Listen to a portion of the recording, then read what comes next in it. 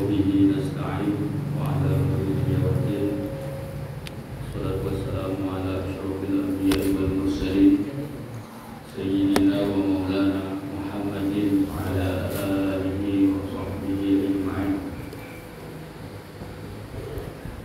رب اشرح لي صدري ويسر لي أمري واحلل عقدة من لساني يفقهوا قولي. سبحانك لا علم لنا إلا ما علمتنا إنك أنت العليم الحكيم ولا حول ولا قوة إلا بالله العلي العظيم.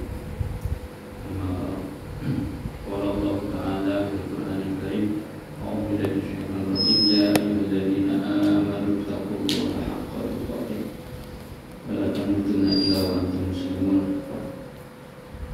وقال رسول الله صلى الله عليه وسلم من عمل عملا ليس عليه أمرنا فهو رد. صدق الله العظيم وصدق رسوله الكريم. أما بعد. Bapak-bapak, ibu-ibu jemaah Langgar Nur yang dimuliakan Allah Subhanahu.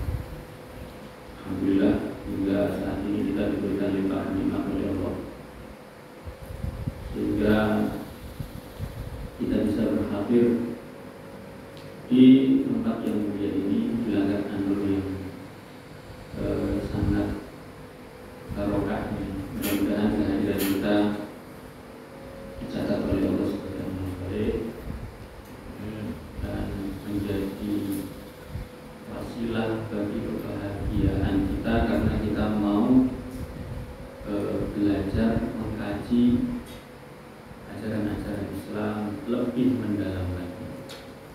Dan mudah-mudahan duduknya kita di majelis ini dicatat oleh Allah dengan pahala yang berlipat ganda. Karena apa? Karena satu sisi kita itu telah ilmi, menuntut ilmu, sisi yang lain kita menunggu kewajiban setelah ini, yaitu sholat. Nah, menunggu melaksanakan kewajiban itu juga ibadah. Jadi pahalanya berlipat. Dan mudah-mudahan itu dicatatkan oleh Allah kepada kita. Amin. Ya Rabbal Alamin. Salawat serta salam semoga senantiasa tercurahkan kepada Rasulullah Muhammad SAW beserta seluruh keluarga beliau, para sahabat beliau, para tabi'in, para tabi'ut tabi'in, dan orang-orang yang senantiasa mengamalkan ajaran Islam ila yaumil akhir. Baik, kita melanjutkan kembali kajian kita pada malam hari ini, yaitu masih di dalam kajian kitab Syama'il Muhammadiyah.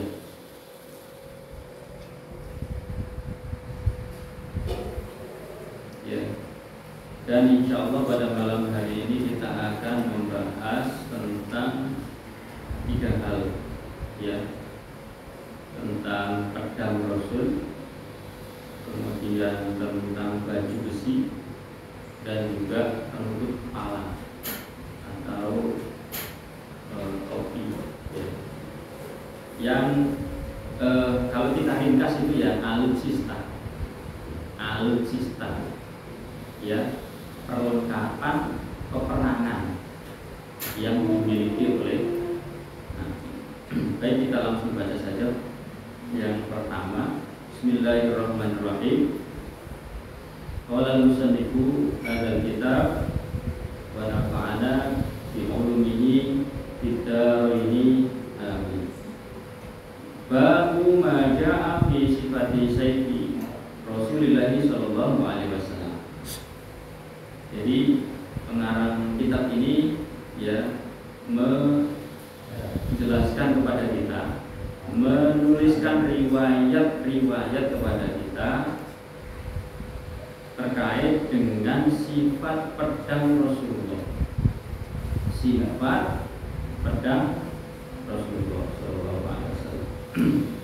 Hadis yang pertama, haddatsana Muhammad bin Bashar, haddatsana Wahb bin Jaririn haddatsana Abi an Qatadah an Anasin qala telah menceritakan kepada kami Muhammad bin Bashar telah menceritakan kepada kami Wahab bin Jarir telah menceritakan kepada kami ayat ya dari Qatadah Qatadah ini generasi tabi'in an Anasin ya dari Sayyidina Anas bin Malik di mana Anas bin Malik mengatakan qala kanat Obi'atu sayfi Rasulillahi sallallahu alaihi wasallam min fiddatin adalah obi'ah adalah salut bulu ya pedang Rasulullah sallallahu alaihi wasallam itu terbuat dari perak. Jadi menurut riwayat Sayyidina Anas bin Malik ini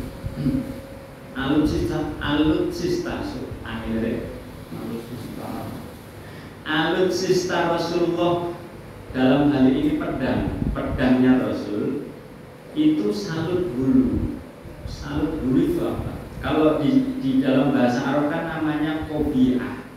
Kobiah itu di dalam kamus Mu'jam dikatakan ai ma'ala torfi mitbadoti min fiddotin. Jadi sesuatu yang ada pada ujung pegangan pedang yang itu di sini dikatakan min fiddotin terbuat dari perak. Kasarannya itu pedang itu kan panjang Pak ya. Pedang ini bukan pedang-pedangan.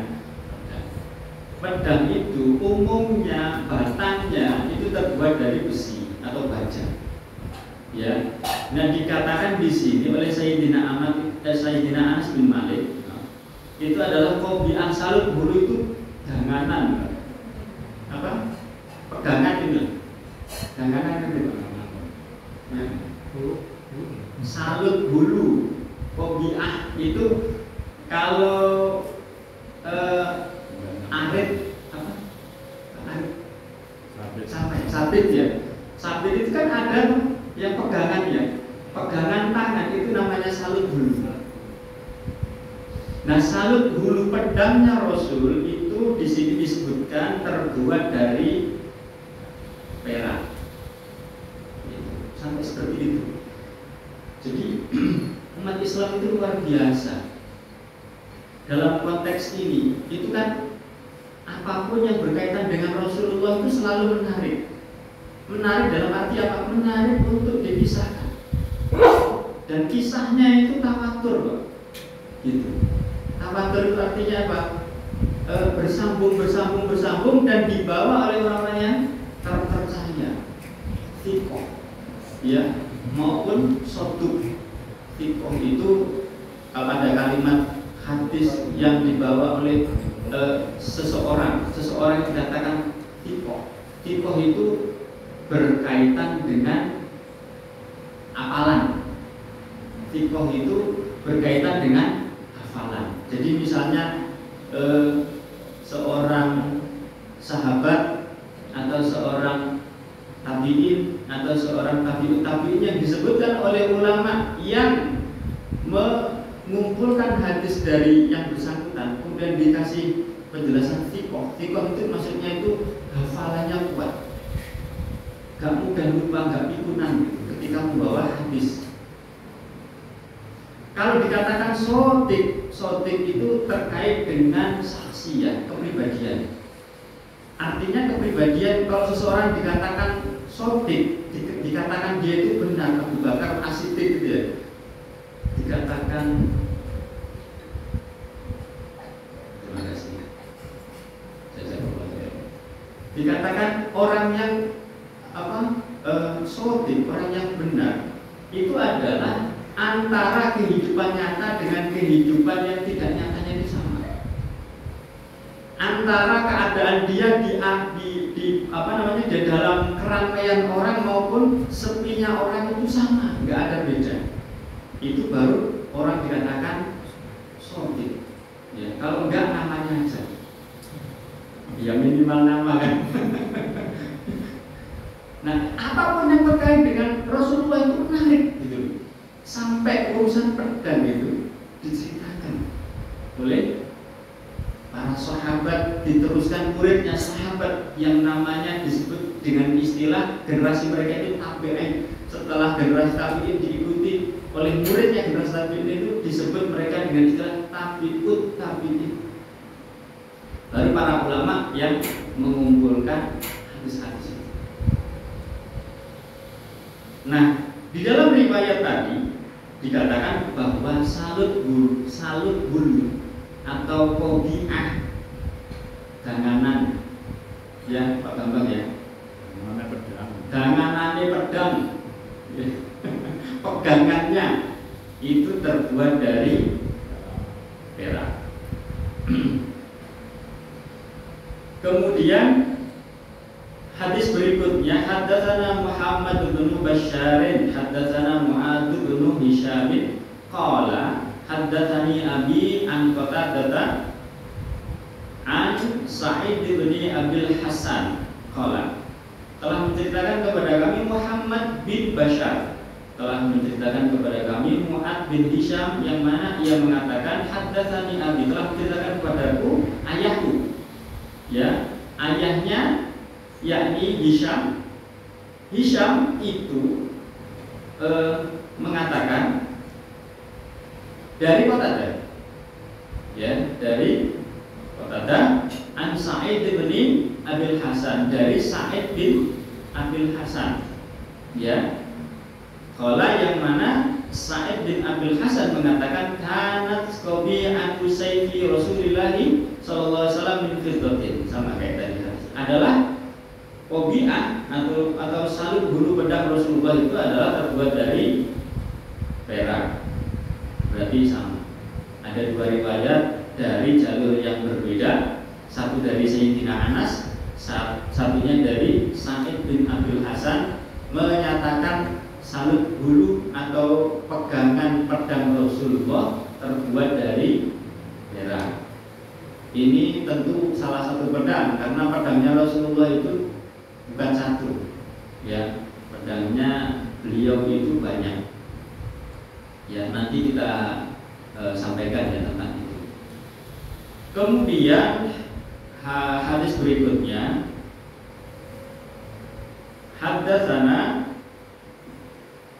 Abu Ja'far Muhammad bin Sudrana al-Basri, haddatsana Talib bin Hujair an Hudin wa huwa ibnu Abdullah bin Sa'id an jaddihi, qala telah menceritakan kepada kami Abu Ja'far yakni Muhammad bin Sudran al-Basri, ya dari Basrah, telah menceritakan kepada kami Talib bin Hujair dari Hud, ya Hud ini nama orang, dan dia adalah bernama Ibnu Abdullah ibnu Sa'id, ya Ibnu Abdullah bin Sa'id an jaddihi, dari kakeknya, yang mana kakeknya mengatakan dakhala Rasulullah sallallahu alaihi wasallam Makkah yaumal fathi. Rasulullah sallallahu alaihi wasallam ketika memasuki kota Mekah, ya pada hari pembebasan, wa ala sayfihi dhahabun wa fiddatun, ya ternyata pada pedang beliau itu terdapat emas dan perak. Pada pedang beliau terdapat emas dan perak. Di sini tidak hanya perak, bahkan ada emasnya. Apa? Pedang beliau itu. Tentu yang dimaksud di sini, sebagaimana dikatakan qala Talibun, dikatakan oleh orang yang bernama Talib, ya fasa'altuhu 'anil fiddati faqala, maka aku bertanya kepadanya, yakni kepada Hud tadi, ya tentang pedang itu, tentang pedang yang mana di dalam pedang itu ada peraknya. Maka Hud ya kemudian mengatakan kanat qabi'atu sayfi fiddotan, adalah salut bulu pedang Rasulullah itu terbuat dari perak. Dalam ketiga hadis ini, ya intinya sama, bahwa salut bulu atau pegangan tangan dari pedang Rasulullah itu terbuat dari perak, bahkan emas. Nah, pertanyaannya adalah kok terbuat dari emas? Kok terbuat dari perak? Ini masuk apa namanya? logam yang berharga kan, gitu. Ternyata memang ya kalau dalam konteks peperangan itu ya tidak apa-apa, ya memakai emas, membawa perak gitu. Kalau itu memang diniatkan dalam rangka untuk menggetarkan musuh, membuat takut musuh, ya, yakni orang-orang kafir, ya itu dibolehkan, ya itu dibolehkan. Karena konteks hadis ini ketika menceritakan tentang pedang itu bukan koleksi. Ketika ada hadis yang datang terkait dengan pedang Rasul itu bukan maksudnya adalah koleksi. Artinya Rasulullah sebagai kolektor itu bukan. Tetapi kaitannya dengan perang. Ya, ngapain punya pedang kalau dibuat koleksi aja? Ya kalau Haji Dani, nangkep Malik gitu. Enggak. Jadi kalau ini cerita Rasul tentang pedang ini adalah tentang perang. Dan perang bagi kaum muslimin itu namanya fisabilillah, jihad. Jihad fi sabilillah. Kalau bagi orang kafir ya perang. Tapi bagi umat Islam perang itu adalah jihad. Jihad itu apa? Membela agama Allah. Membela agama Allah. Jadi bukan pedang ya. Rasulullah punya pedangnya itu koleksi gitu. Tapi pedang dalam rangka untuk perang, dan perang dalam Islam namanya jihad fisabilillah. Ini yang penting untuk kita pahami, karena nanti kalau membaca hadis ini seolah-olah ya Rasulullah itu punya begitu itu nggak enak, nggak asik untuk diceritakan gitu. Karena apa?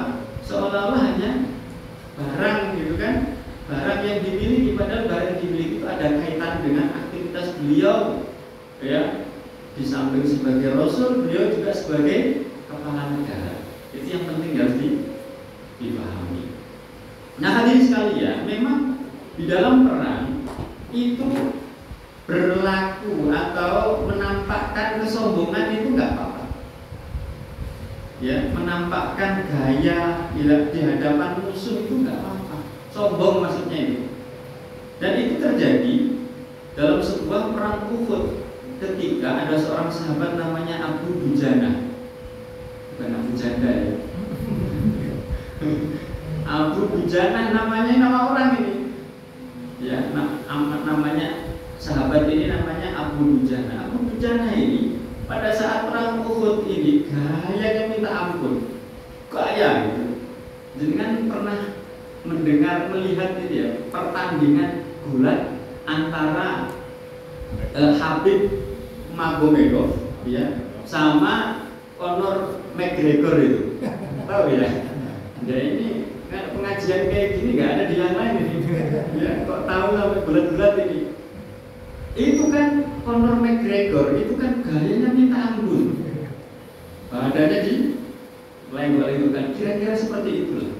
Gambarannya Abu Dujana pada saat itu, ya membawa pedang ditenteng dengan gayanya kayak mirip, misalnya kalau digambarkan kayak Conor McGregor itu, menjelang pertarungan dengan Habib Nurmagomedov gitu. Pakai ikat kepala gitu, ya sambil gaya, ya pokoknya nyombongi musuh kan. Maka ketika melihat Abu Dujana seperti itu, Rasulullah kemudian mengomentari, menarik apa yang dikatakan oleh Rasulullah. Ya, jadi kemudian Rasulullah mengatakan begini, innama ya misbatun, ya yubghiduhallahu illa fi hadzal maudi. Ya, sesungguhnya cara berjalan seperti itu, cara berjalan yang dipraktekkan oleh Abu Dujana itu dibenci oleh Allah. Ya, kecuali dalam suasana seperti ini. Maksudnya adalah suasana jihad, suasana perang. Ini hadis ini sahih diriwayatkan oleh Imam At-Tabrani. Jadi gaya jalan seperti Conor McGregor itu. Wah, itu sudah lama itu. Kalau dalam menghadapi perang itu nggak bisa. Khusus dalam peperangan, ya.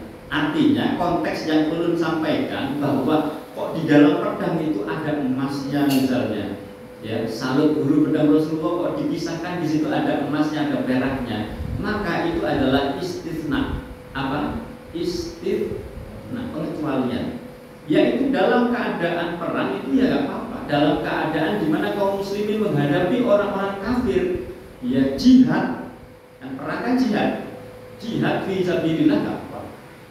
Jadi kalau misalnya perang zaman sekarang kok kemudian bawa kendaraan paling canggih gitu ya, yang paling mahal, ya, yang bergandang gitu ya, tidak apa-apa. Artinya justru umat Islam itu didorong untuk membuat alutsista yang paling canggih, yang paling hebat. Kalau bisa nggak terkalahkan begitu. Karena apa? Nyombongi musuh itu sodako. Nyombongi musuh itu nggak apa-apa kalau memang dalam rangka jihad di sabilillah.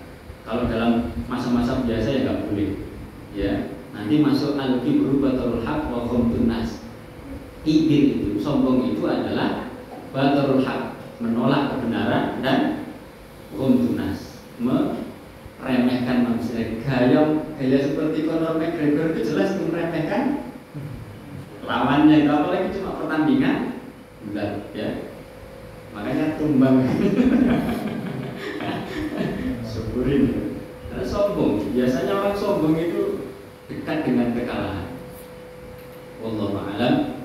So, kita lanjutkan ya hadis berikutnya karena banyak ini. Haddatsana Muhammad bin Syuja'in Al-Baghdadi, haddatsana Abu Ubaidah Al-Haddad an Uthman bin Sa'd an ibni Sirin, ya, qala telah menceritakan kepada kami Muhammad bin Syuja' Al-Baghdadi telah menceritakan kepada kami Abu Ubaidah Al-Haddad dari Uthman bin Sa'ad dari Ibnu Sirin, yang mana Ibnu Sirin mengatakan sona'tu sayfi ala sayfi Samurata bin Jundub. Aku, kata Ibnu Sirin, itu membuat pedang mirip dengan pedang Samurah bin Jundub. Samurah bin Jundub ini adalah sahabat Nabi, sementara Ibnu Sirin itu adalah tabi'in.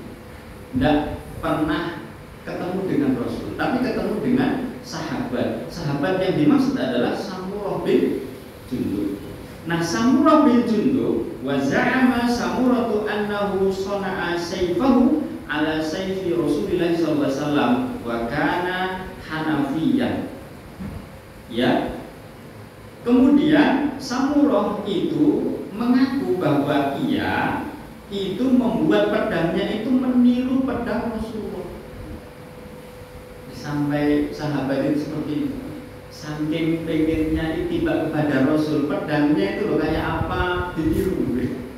Ya, pedangnya Rasul itu saking cintanya para sahabat itu dengan Rasulullah. Jadi mengolah pedang pun itu harus sama dengan pedangnya Rasul. Ya, karena apa? Kecintaan. Sama seperti semalam kita mengkisahkan tentang apa itu sendal, ya Pak. Sendal itu mencontoh Rasul gitu, saking cintanya sahabat itu dengan Rasulullah SAW. Harapannya dengan kecintaan itu kan mengumpati Rasul, karena Rasulullah itu adalah manusia yang diutus oleh Allah mengantarkan manusia menuju surga. Jadi apapun yang berkaitan dengan beliau dan kemudian diikuti, insya Allah itu bentuk kecintaan kita kepada Allah. Qul in kuntum tuhibbunallaha fattabi'uni. Ikuti Rasul, itu bentuk kecintaan kepada Allah Subhanahu wa taala. Sampai dalam urusan pedang gitu, mengumpati cara Rasulullah, ya, bentuk pedang Rasulullah. Bahkan Hanafiyan, dan adalah pedang beliau itu terbentuk atau berbentuk Hanafi. Maksudnya itu dibuat oleh orang-orang Hanafiyan. Nah, orang-orang Hanafiyan ini maksudnya adalah pedang Hanafi ini maksudnya adalah dibuat oleh orang-orang dari Bani Hanifah. Orang-orang dari Bani Hanifah ini adalah waktu itu itu dikenal sebagai orang-orang yang pandai membuat pedang, ya, dan pedangnya itu rata-rata itu adalah pedang yang tajam.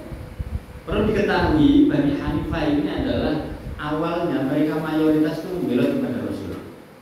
Kenapa? Karena di tengah-tengah mereka ada orang yang mengaku nabi, namanya Musailamah bin Habib Al-Kadzab. Musailamah bin Habib Al-Kadzab, jadi dikenal dengan Musailamah Al-Kadzab itu dari suku ini. Sehingga karena pengaruh dia banyak orang yang terkecoh gitu. Sama terkecohnya dengan orang yang katanya bisa ngomong sama semut dari ya, yang punya band namanya band Napoli. Nah itu, ya kan? Muridnya mengatakan kalau nanti masuk kuburan ditanya oleh malaikat Munkar dan Nakir, katakanlah nama guru saya. Ya ini termasuk ini. Ya, Allah mudah-mudahan kayak seperti Musailamah. Mudah-mudahan bisa bertobat di akhir hayat beliau.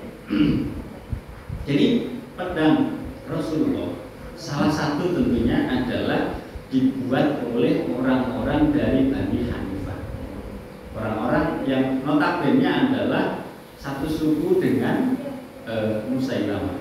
Ini sekedar cerita aja ya.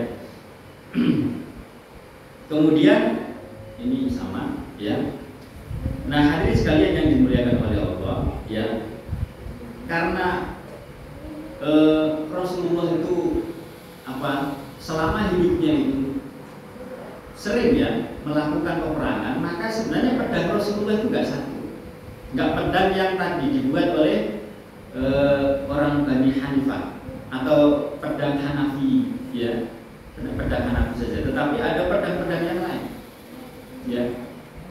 Disebutkan ya selama Rasulullah hidup ya berjihad itu Rasulullah dicatat menggunakan 9 pedang. Ya, menggunakan 9 pedang. Yang pertama adalah pedang Al-Ma'thur. Ya nanti kalau mau lebih lengkapnya itu ada kajian namanya kitab Al-Maghazi. Al-Maghazi, kitab tentang khusus tentang peperangan. Ini kan enggak, ini kan tentang kepribadian sisi pribadi Rasul. Tapi ya tentu ada kaitannya. Cuma kalau ingin lebih detail lagi khusus tentang peperangan, itu ada kitab lagi namanya kitab Al-Maghazi. Ya mungkin nanti bisa lah ya. Tapi sedikit ya kita kutipkan. Jadi di antara pedang Rasulullah itu adalah pedang Ma'thur. Pedang Ma'thur ini pedang namanya juga Ma'thur, warisan. Ya dari siapa? Dari ayahnya. Ya, dari ayahnya yaitu Abdullah bin Abdul Muthalib. Kemudian ada pedang Al-Adbu ya. Ini yang kayaknya pedang yang dikatakan di sini. Ya, dikatakan Al-Adbu karena memang pedang itu sangat tajam. Ya. Ya, mungkin di antara yang namanya Al-Adbu ini adalah pedang yang dibuat oleh orang Hanifah tadi. Ya, karena memang pedang yang Al-Adbu ini sering ditiru oleh sahabat Nabi yang lain. Kemudian ada yang ketiga adalah Al-Battar. Al-Battar ini adalah pedang yang dulunya dipakai oleh para nabi Bani Israel. Ya. Dan para pedang Al-Battar ini didapatkan oleh Rasulullah sebagai harta rampasan perang atau ghanimah pada saat mengepung Bani Qainuqa. Ya. Kemudian ada pedang Al-Hadfu. Ya, konon pedang ini adalah pedangnya Nabi Daud. Kemudian ada pedang Al-Qala. Ya, ada lagi pedang namanya Al-Mikhdam. Ya, kemudian yang ketujuh ada pedang Al-Rasub. Ya, kemudian yang kedelapan Al-Qadib, dan yang terakhir ya yang sangat terkenal adalah pedang Dzulfaqar. Dzulfaqar ya, Romai Rama memberi nama Zulfikar. Ya.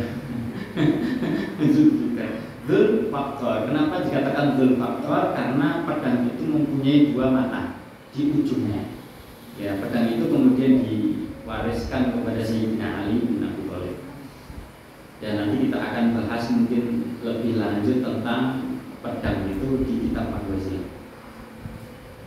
Kemudian bab berikutnya adalah babu maja'a fi sifati dzir'i Rasulillah sallallahu alaihi wasallam. Bab yang membahas tentang baju besi Rasulullah sallallahu alaihi wasallam. Ya, hadisnya cuma ada dua. Ya, haddatsana Abu Sa'id Abdullah bin Sa'id Al-Ashad. Haddatsana Yunus bin Bukayr an Muhammad bin Ishaq an Yahya bin Abbad bin Abdullah bin Az-Zubair an abihi an jaddihi Abdullah bin Az-Zubair, ya, an Az-Zubair bin Al-Awwam qala, telah menceritakan kepada kami Abu Sa'id yakni Abdullah bin Sa'id Al-Ashad, telah menceritakan kepada kami Yunus bin Bukayr, ya, dari Muhammad bin Ishaq, dari Yahya bin Abbad bin Abdullah bin Az-Zubair. Nah, ini cucunya, Yahya ini cucunya Abdullah, ya, bin Zubair, karena beliau anaknya Abbad, ya, Abbad bin Abdullah bin Zubair. Abdullah bin Zubair itu sahabat Nabi. An abihi, dari ayahnya, maksudnya Yahya itu dari jalur ayahnya mendapatkan hadis ini, an jaddihi, dari kakeknya, ya, yakni Abdullah bin Az-Zubair, ya, dari Az-Zubair bin Awwam, dari Zubair bin Awwam. Berarti apa ya? Abdullah bin Zubair punya ayah Zubair bin Awwam. Cicit ya, Yahya ini cicit, bukan cucu, cicit, ya, yang mana Zubair bin Awwam mengatakan kana ala Nabi sallallahu alaihi wasallam yauma Uhudin dzir'ani, ya, adalah Rasulullah sallallahu alaihi wasallam pada saat perang Uhud itu beliau memakai dua baju besi. Ada yang mengatakan dzir'ani, dua baju besi itu maksudnya rangkap. Ada yang mengatakan dua baju besi itu ya maksudnya itu baju sama celana. Itu kan baju, ya. Dan kayaknya memang yang paling masuk akal itu ya baju sama celananya. Artinya ya keduanya dipakai. Bayangkan, beliau perang itu tidak tangan kosong. Beliau perang bukan pakai baju biasa begini, tetapi beliau perang menggunakan baju besi. Itu bukan berarti beliau takut mati, bukan. Itu mencontohi kepada kita, menunjukkan kepada kita bahwa beliau itu adalah bashar, manusia seperti kita, ya, yang mana pelajaran berharga ketika Rasulullah perang, kok beliau kemudian memakai baju besi, itu maksudnya adalah ikhtiarnya harus maksimal, meskipun yakin bahwa ketika berperang, ketika melakukan apapun itu harus yakin ditolong oleh Allah. Ini kaitannya dengan tawakal Allah, bahwa tawakal itu harus dilakukan sebelum, selama, dan setelah melakukan perbuatan. Tidak boleh kita itu menyandarkan pada akhir saja. Jadi dari awal itu sudah menyandarkan diri itu yakin ditolong oleh Allah. Karena itu apa yang dilakukan, ya, itu adalah mengaitkan dengan akhir perbuatan. Jadi kalau misalnya kita itu mau berhasil, maka sebab-sebab yang mengantarkan ke sana atau hal-hal yang mengantarkan ke sana itu harus dicapai secara maksimal. Itu, ya. Jadi menggunakan baju besi ini adalah termasuk hal, ya, yang menjadi sarana untuk kemenangan, untuk keselamatan setidaknya. Ya, padahal dalam perang Uhud ini Rasulullah bersama para sahabat kaum muslimin itu kalah. Ya, tetapi pada saat itu Rasulullah menggunakan dua baju besi. Fanahadha ila sakhrati falam yastati. Ya. Nah, beliau pada saat itu ya hendak memanjat batu besar, namun beliau tidak mampu. Falam yastati fa'aq'ada Tolhata tahtahu, maka kemudian Tolhah ini nama sahabat ya, namanya Tolhah bin Ubaidillah, seorang sahabat Nabi, salah seorang di antara 10 sahabat yang dijamin masuk surga. Ini ya duduk di bawah beliau.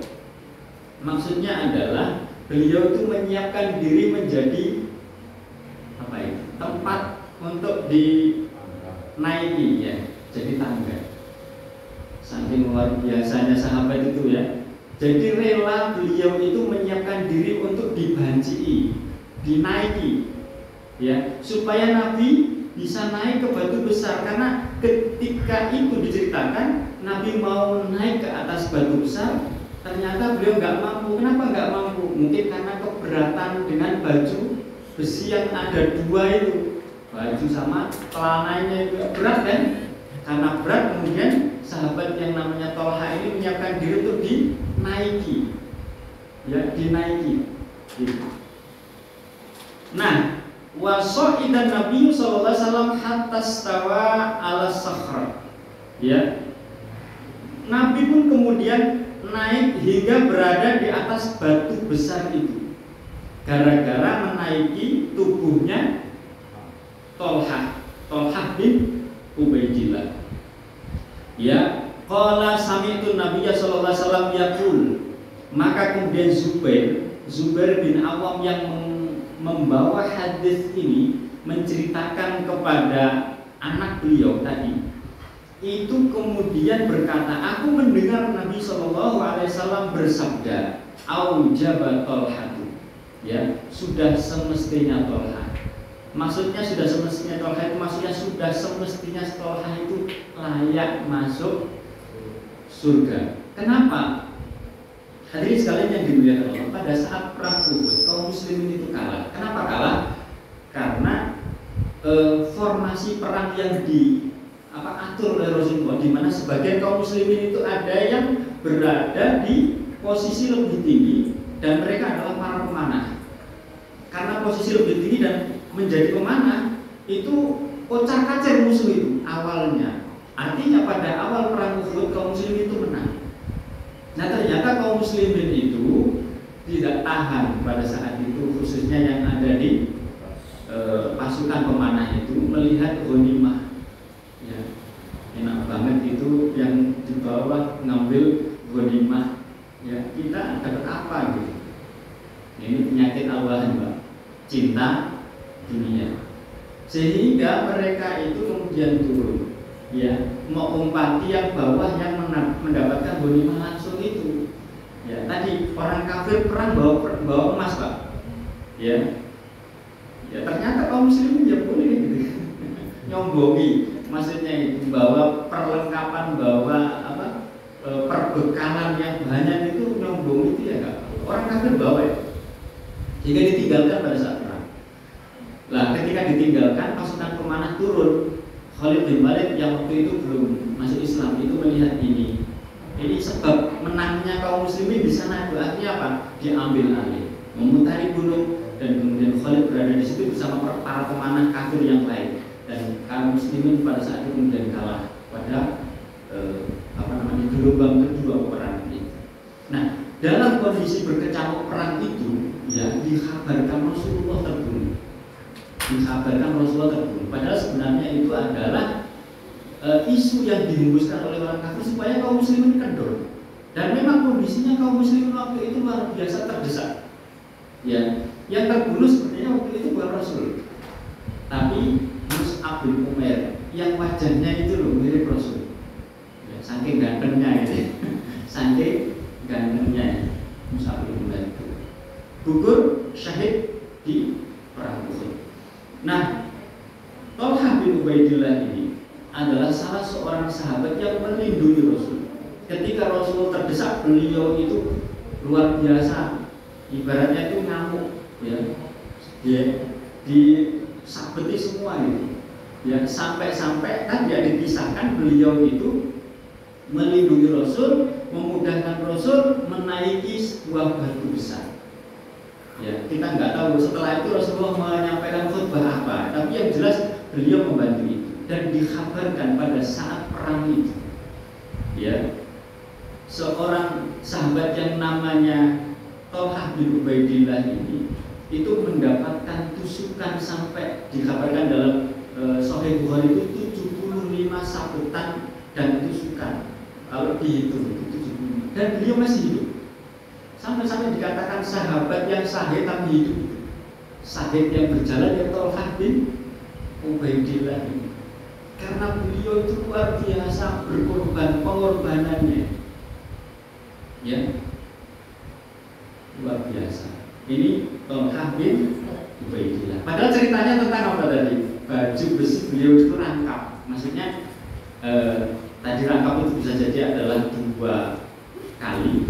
Ya. Ada yang mengatakan rangkap itu adalah atasan dan bawahan. Artinya beliau berperang itu ikhtiarnya luar biasa, ya, tawakalnya itu nampak dari perbuatannya. Bukan namanya tawakal kalau cuma bekerja pada saat bekerja lupa Allah, kemudian menyandarkan ya nanti kita serahkan kepada Allah, itu enggak tawakal namanya. Enggak tawakal, enggak benar kalau tawakal itu dikatakan kerja ya, pada saat bekerja, pada saat mengawali kerja tidak ingat Allah, ya, lalu kemudian menyandarkan kepada Allah, itu enggak tawakal namanya. Tawakal tidak seperti itu. Tawakal itu dilakukan sebelum bekerja. Bismillahirrahmanirrahim, Allah belum keluar kan? Bismillahirrahmanirrahim, Allah, ya kan? Itu kan sebelum dilakukan pekerjaan. Selama dilakukan pekerjaan, ya tetap ingat Allah. Makanya ketika bekerja tidak boleh bekerja di bidang maksiat, tidak boleh jualan sesuatu yang haram. Itu baru tawakal. Sampai setelah itu kemudian menyandarkan ya hanya Allah yang nanti akan memberikan keputusan. Kalau jualan apakah laku atau tidak, itu ya diserahkan kepada Allah. Tapi pada prosesnya itu harus bersandar kepada Allah dari awal, selama, dan akhir. Jadi tidak benar kalau dikatakan tawakal itu hanya menyandarkan setelah bekerja, itu tidak benar. Tawakal Allah harus dilakukan sebelum, selama, dan setelah bekerja. Begitu. Sebagaimana yang dicontohkan oleh Rasulullah SAW di dalam kasus beliau menggunakan baju besi ini. Ya, di dalam riwayat yang lain ya sama, bahwa baju besi Rasulullah itu terdiri dari dua lapis, yakni maksudnya bisa atasan dan bawahan. Kemudian bab selanjutnya, supaya ini kita bahas alutsista ya semua kita bahas bab yang berikutnya, itu adalah babu maja'a fi sifati mighfari Rasulullah SAW. Bab yang membahas terkait dengan sifat mighfar. Mighfar di sini itu kasarnya adalah topi. Sebenarnya bukan topi yang kita pahami seperti ini, tapi sebenarnya yang namanya mighfar itu rantai yang dirajut, rantai yang dijalin seperti topi. Jadi kalau tahu film-film perang itu, ya, film-film perang di zaman Romawi itu ada. Jadi rantai kecil yang dirajut, yang dijalin, akhirnya pas kepala itu. Ya, itu namanya mighfar. Bukan topi artinya cetakan kayak akhir gitu, Pak, bukan. Tetapi rajutan gitu. Sehingga luwes, sehingga nggak keringat menumpuk gitu. Ya, tapi keringatnya itu masih bisa hanya semriwing gitu. Topinya itu semriwing karena lubangnya besar-besar. Nah, di sini dikatakan haddatsana Qutaibah ibnu Sa'id, haddatsana Malik bin Anas an Ibnu Syihab an Anas bin Malik anna Nabi sallallahu alaihi wasallam dakhala Makkah wa alaihi mighfar. Ya, telah menceritakan kepada kami Qutaibah bin Sa'id telah menceritakan kepada kami Malik bin Anas dari Ibnu Syihab dari Anas bin Malik. Dua orang berbeda, Malik bin Anas, Anas bin Malik. Anna Nabi SAW, bahwasanya Nabi SAW dakhala Makkah wa alaihi mighfar. Ya, Nabi SAW itu memasuki kota Makkah, beliau pada saat itu memakai topi besi, mighfar. Faqila lahu, dan dikatakan kepada beliau pada saat Fathu Mekah, dikatakan kepada beliau menang kan, memasuki Fathu Mekah itu. Dikatakan, hadza ibnu Khotal, muta'alliqu bi astaril Ka'bah. Ya, ini ada ibnu Khotal, ya ibnu Khotol bukan Khotal, ibnu Khotol, ya muta'alliqu bi astaril Ka'bah, yang mana dia bersembunyi di dinding Ka'bah. Ya, kenapa? Karena ketakutan. Ibnu Khotol ini adalah salah seorang kafir Quraisy yang paling jahat. Ya, generasinya setelah Abu Jahal, karena Abu Jahal mati ya. Ini jahat. Ya, menentang dakwah Rasul. Dia adalah salah seorang dari 4 orang yang tidak diampuni secara umum oleh Rasul. Makanya dikatakan dia itu ketakutan bersembunyi di dinding dari Ka'bah. Maka kemudian Rasul mengatakan, faqala uqtuluhu, bunuh dia. Karena apa? Tidak diampuni. Nah, ini bukan cerita membunuh penjahat ya, tapi diceritakan di dalam hadis ini bahwa ketika Rasulullah masuk ke kota Mekah pada saat Fathu Mekah itu wa alaihi mirfar, beliau itu menggunakan topi besi. Mirfar tadi ya, rantai yang dijalin tadi. Jadi beliau itu lengkap alutsistanya, sehingga kalau dikatakan ya tadi kaitannya dengan tawakalnya itu luar biasa beliau, padahal Nabi. Padahal kalau beliau misalnya itu minta datangkan pasukan malaikat itu ya bisa. Tapi beliau ingin mencontohkan kepada kita betapa umatnya harus mencontoh beliau ketika beliau melakukan aktivitas itu masih terikat dengan sebab akibat. Jadi tidak serta-merta menyandarkan kepada Allah pasti ditolong Allah, bukan. Tetapi ada kaitannya dengan kondisi-kondisi di mana manusia harus melakukan itu sehingga mendapatkan itu oleh karena melakukan ini, misalnya. Bisa dipahami ya? Nah, hadirin sekalian, ini semua bahwa yang kita bahas tadi, pedang, kemudian baju besi, kemudian topi, ini kan kaitannya dengan alutsista, yang mana kalau kita dalami, kita detaili, beliau itu lengkap kalau perang itu. Ya. Dan hadirin sekalian, memang ketika perang itu harus persiapannya matang. Bahkan dibolehkan tadi itu menyombongkan diri di hadapan musuh, karena memang ada perintahnya. Ya, wa'iddu lahum mastata'tum min quwwatin wa min ribatil khayli turhibuna bihi aduwallahi wa aduwakum wa akharina min dunihim la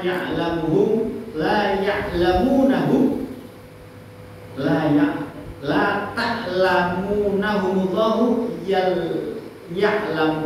ya'lamuhum ya. Jadi persiapkanlah untuk menghadapi mereka, yakni musuh-musuh Allah itu, kekuatan apa saja yang kamu sanggupi dan kuda-kuda yang ditambatkan untuk berperang, yang dengan persiapan itu kamu menggetarkan musuh-musuh Allah dan musuh-musuh kalian, dan menggetarkan pula orang-orang selain mereka yang kamu tidak mengetahui sedang Allah mengetahuinya. Maksudnya adalah ketika kita perang itu memang persiapannya itu harus maksimal ya, termasuk alutsistanya itu harus lengkap. Rasulullah tidak menggunakan satu pedang pada saat perang-perang yang diikuti oleh beliau. Ada 9 pedang, artinya memang ya bergonta-ganti, bergantung siapa yang dihadapi ya, sehingga persiapannya harus matang. Nah, hadirin sekalian, terkait dengan hal ini menarik.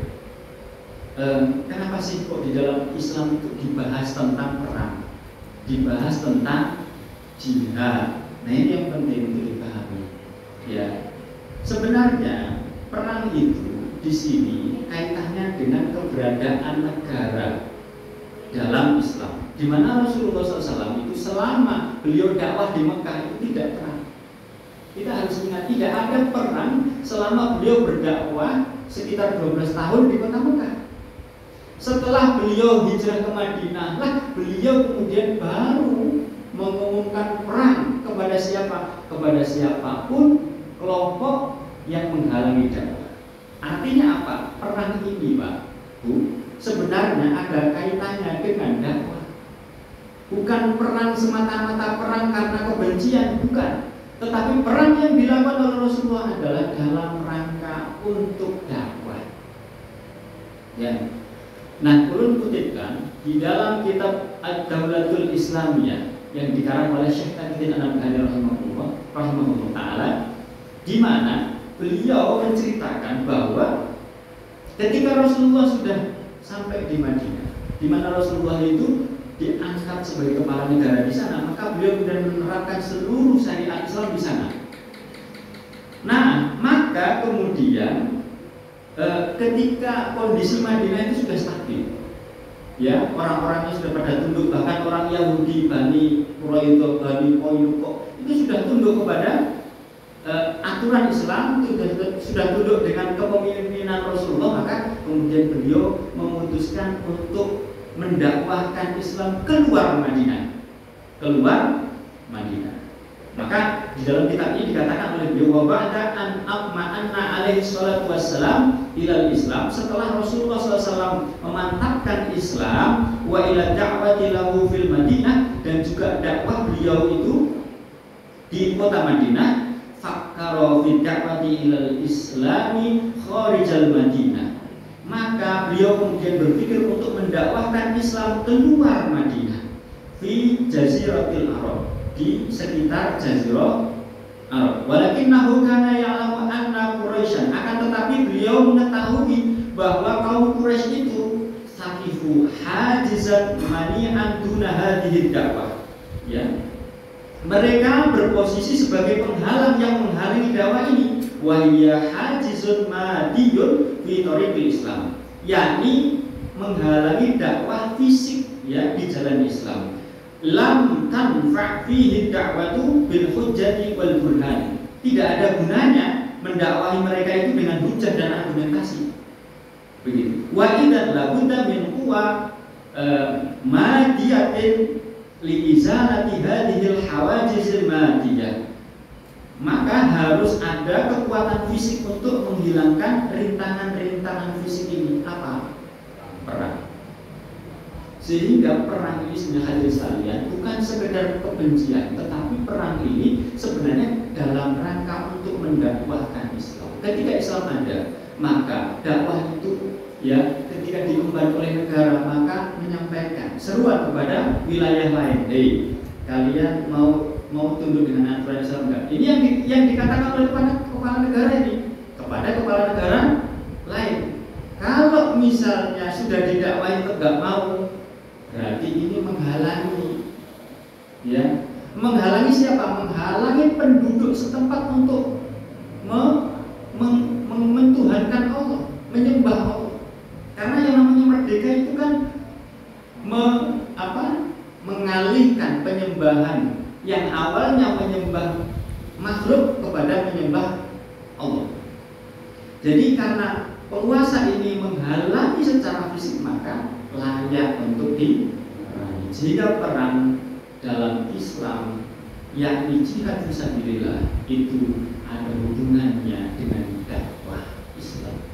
Ketika dakwah itu dihalangi secara fisik, maka perang itu menjadi solusi. Sehingga kalau misalnya kita gambarkan perang itu seperti apa? Seperti dokter. Dokter itu setelah mendiagnosa penyakit, maka yang dilakukan adalah melakukan pengobatan, memberikan obat, ya, didakwahi. Kira-kira kalau kita ini dalam konteks apa? Didakwahi. Ketika didakwahi, ketika diobati penyakit tadi kok tetap nggak bisa, misalnya tumor gitu kan, diterapi, diobati kok nggak bisa, apa yang terjadi? Dia amputasi. Jadi, ya, supaya apa? Supaya tubuh yang lain itu selamat. Supaya apa? Suatu masyarakat penguasanya menghalangi kemudian diperangi, supaya masyarakat awam bisa kemudian mengenal hidayah, mendapatkan hidayah dari Allah Subhanahu wa ta'ala melalui dakwah Islam. Demikian barangkali yang bisa Al-Fakir sampaikan pada kesempatan malam hari ini. Mudah-mudahan ada hikmah ya, yang bisa kita petik dalam pertemuan pada malam hari ini. Al-Fatihah.